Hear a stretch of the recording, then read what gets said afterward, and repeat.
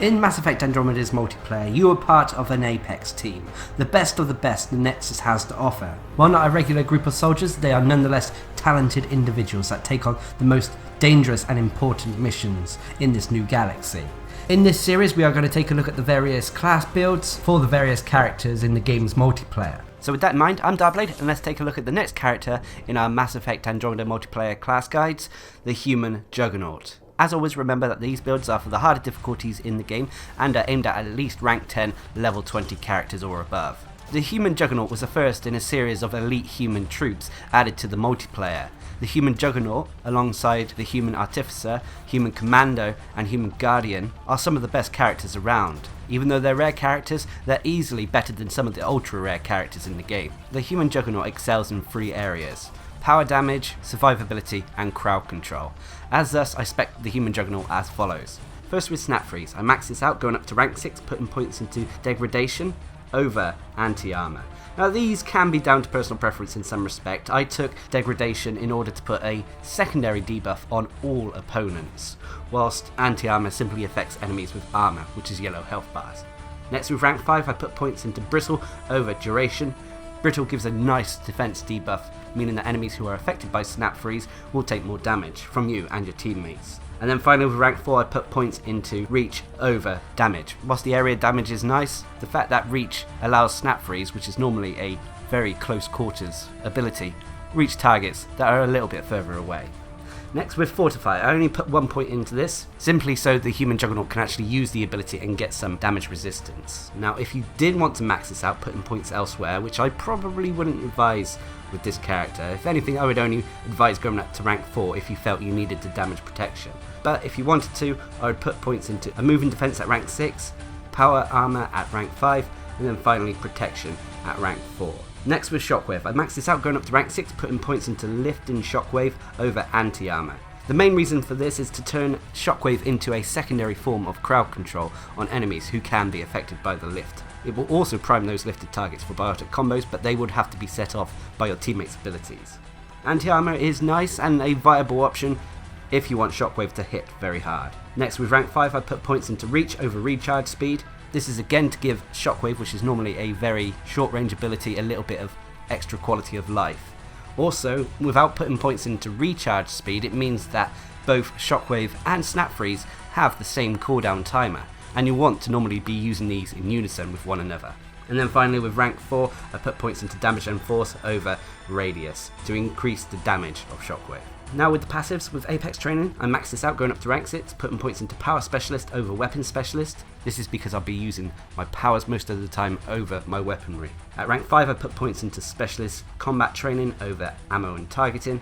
I've taken this to mainly increase the combo damage. And then finally at rank 4 I put points into Powers and Melee over Weapon Training, again because I'm focusing on power damage. And then finally with Remnant Armor, a unique passive not found on many characters. I maxed this out, going up to rank 6, putting points into Maximum Efficiency over Invulnerability.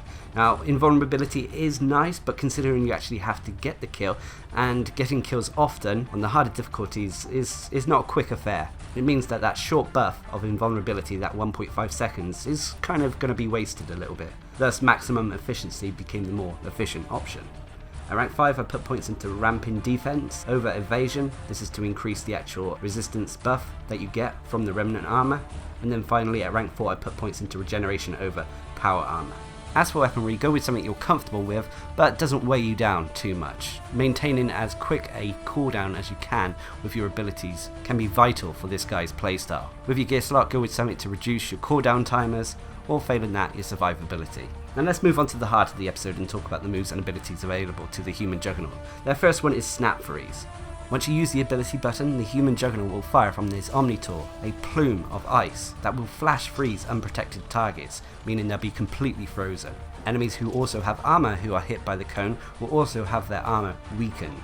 As well as debuffing or freezing targets and thus crowd controlling them, it also deals damage to them as well. Enemies who are affected at all by the Snap Freeze will be primed for a cryo combo, which can then be activated by Shockwave in the human Juggernaut's case, or your teammates.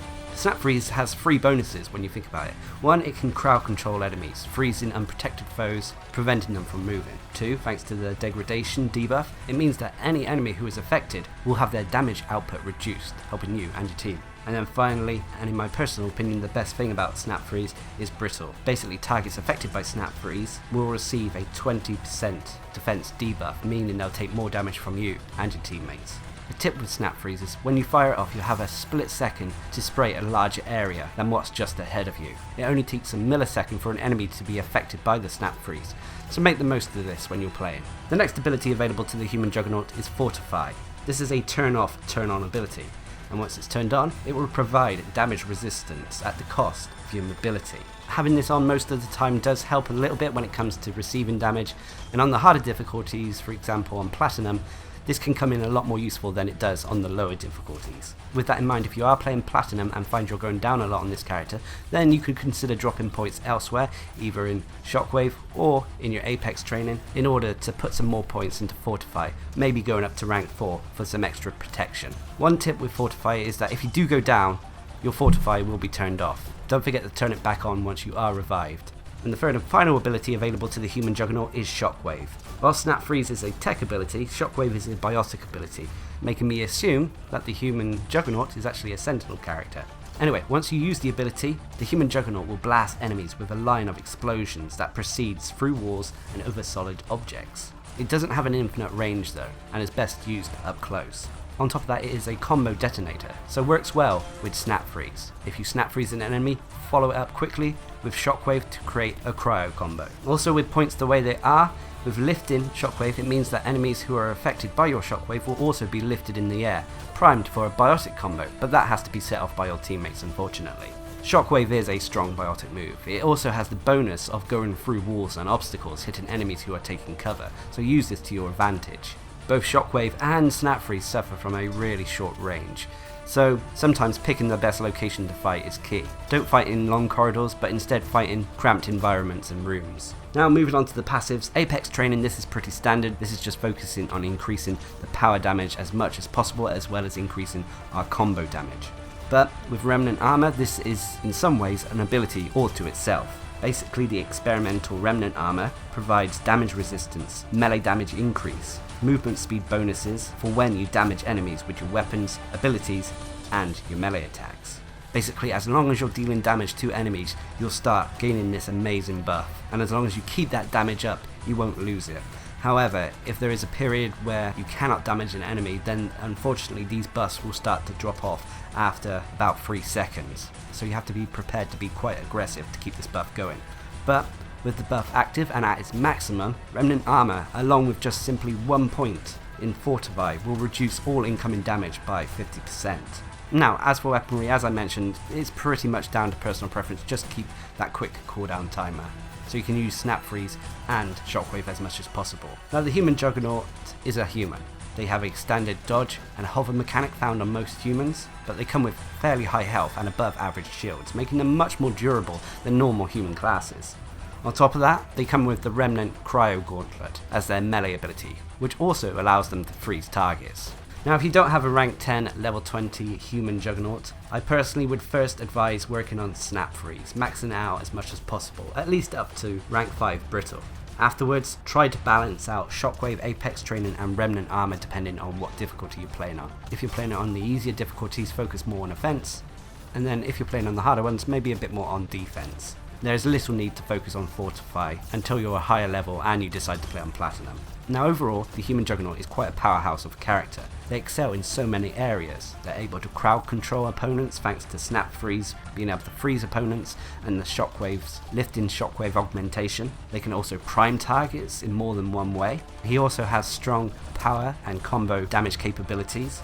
And on top of that, he is incredibly durable. The biggest and greatest downside though of the human Juggernaut is his range. At long range encounters he can suffer when compared to some of the other characters, thus picking where to fight is key to success with the human Juggernaut. If you can get used to his rotation of Snap Freeze, Shockwave with gunfire in between, you should easily be able to take on even the hardest difficulties that Mass Effect Andromeda's multiplayer has to offer. Anyway, I hope you found this guide helpful, and until next time, I've been Darcblade, bringing you another Mass Effect Andromeda Multiplayer class guide to the human Juggernaut. Hope you enjoyed the video. Thanks for watching. Subscribe and like for more.